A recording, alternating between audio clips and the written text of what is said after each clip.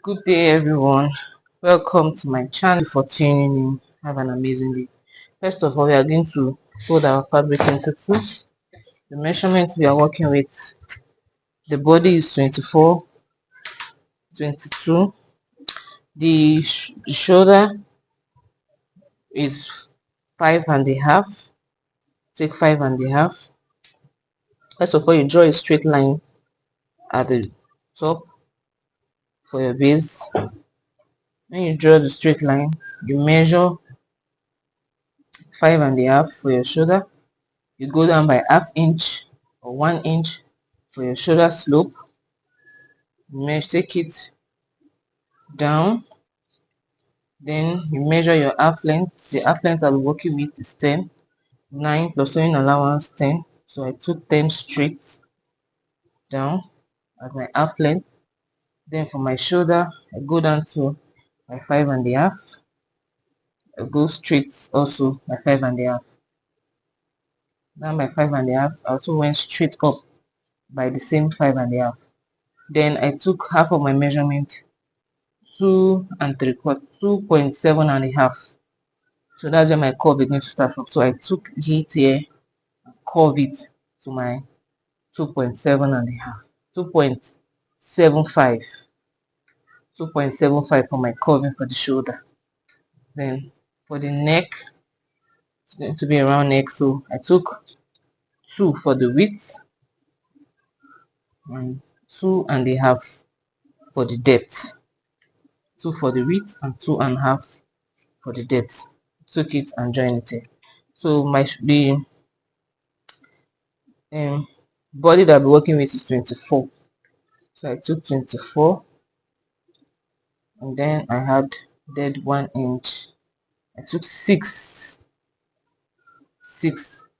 for the body, and then I added 1 inch or 1.5 inch allowance because I'm going to be adding that to it. So this is it. Let's cut it out. So now it's time to cut the back. You place the front at the back, you arrange it, leaving 1 inch allowance for your zip, 1 inch allowance for the zip, where you are going to be adding your zip. Everything, both the front and the back, is going to be the same before we cut out the one arm. But now we are going to make the front and the back exactly the same, then we cut it out. When we are done, we notch the back where the zip area will start from, so that we can just to take note of that area, so that we will not miss it. Now I will head over to the machine and sew it and close it so I can get to the back. Now we need to cut the one arm. So I measured half of the neck, the 2.5 inches depth and the 2 inches wide. So I measured 2 and the half of it, that's one side 2 inches, you understand, and then I measured the straight to the armpit, just like as I'm doing it. Measure the straight to the armpit. So I cut it out. Then as you can see, I cut out that part, half of the neck to the armpit. Then I'm going to be placing it now on the back also, and cut exactly what I did in front at the back. Please take note to make sure that the front is facing the front and the back is facing the back. It is very, very important. I made the mistake here of putting the front on the back and I did not take note on the front facing the front, and that actually cost me, because after I've made this dress, turning everything with the lining, I had to lose it and cut another front. That made the one hand go to the left hand side instead of the right hand side. So if you are doing your own, please make sure take note of it. Be careful. Make sure the front is facing the front and the back facing the back, so that you will not have to recut it again or do it again like I did. Do you understand? So that is that. You cut it out, then we are done. Now we are going to be cutting the lining for this dress, and I also mark where I'm going to be fixing my arm, the rope that I tied as the other hand. So that is what I'm going to chalk now. So I took 1 inches away from the half of the neck. So that is where I wanted to start from, where the hand will start from. So I also notch it also. So you can do that too. You take your 1 inch away from half of the neck and notch it, or you can even put it immediately after the neck. It's still very much okay. But I just wanted to come down a little. That is why I went 1 inch further from the neck. Then that is that. We are done with the cutting of this, the front and the back. Now let's move over to cutting the lining. Don't forget to open the zip area. So I open the zip area after I'm done cutting. Okay, so I've gone ahead to cut the flay. So I measured times the waist measurement into 2. 48 divided by 2, 28 divided by 24 divided times 2, 48. So I fold it into 4, and then I took out 7 inch and 7.5 from here, from the top, from here down, and then I cut it around. Took the half measurement, which is 17, which is 16 plus 1 inch allowance. So I took here 17. So I took 17 round and I cut 7.5 from this place. So I also gonna ahead to cut I did that when they took the light. I also went ahead to cut um also gonna ahead to cut the hand, the flare at the hand. So I just fold it into 4, took out 3 from this place and measured 8. So it's 8 inches, 3 inches into 4, and then 8 inches. I know it to be enough to even pleat. So that's how I did the both flare at the hand.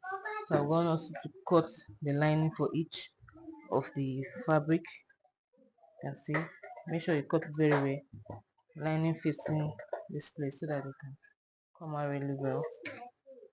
So that is, I also went and cut 4 inches, 4 inches for the hand. The hand I measured to 16 16 because I'm going to be tying it, so I need allowance. So I measured 4 inches to 16 inches because I'm going to be tying the hand. By the time I fold it into 2 like this, I'll match this side straight and then I'll turn it to the front. I'll do the same thing and then turn it to the front. I'll fix one at this side and fix the other one at this side, so I will have 2 long stripes that I can tie. So 16 by 4, that's what I cut this one. So that is that. So right now let me go and join it, turn everything, and I'll bring it back for you to see. Okay, we are back. This is it. This is our dress. So I went ahead to turn all the inside. This is the inside. This is how this side looks like. I did everything together. I didn't do anything separately. You can see I joined the front, fix the hand, do the same thing, turn the neck. As you can see, turn the neck, turn everything, and the flay. I did a little bit kissing pleats at all the edges. As you can see, I joined the flay and added little pleating to it. As you can see, this is how it will look like. Look at the inside. If you have whipping machine, you will whip inside round. If you don't have, you can call it, leave it like this, or you can join the lining separately, but not join it separately because of this plate that I want to be inside. It will be too much of work to be doing it separately for me, so I just join. Well, you can do it separately, but I decided to just do it together. I will whip this place when I'm done. I have whipping machine, so there was no need for me. But if you want, I also added quinoline to the tip. Remember how we added quinoline for our previous video, a previous tutorial? The same way I added the quinoline on this one, round it. I turned it down. So as you can see, we're almost done. What is left now is for me to fix the zip. This is what is left for me to fix the zip and also fix the flay in the hand. As you can see, if you have any question, you can always ask in the comment section.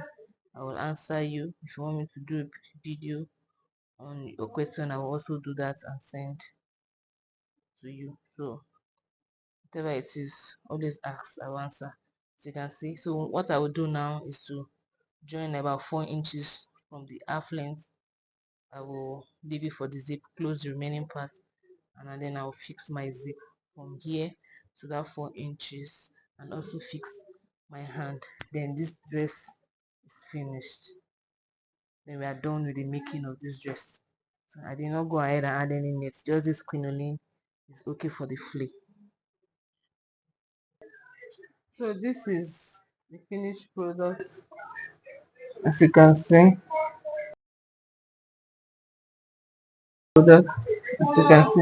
I've gone ahead to fix the hand. You can see the hand where it's looking. I've also fixed the zip. You can see, Jesus. You can see how it is looking.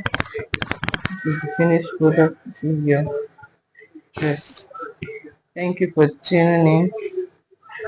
God bless you. As you can see, now it's looking like we are done with the making of this dress.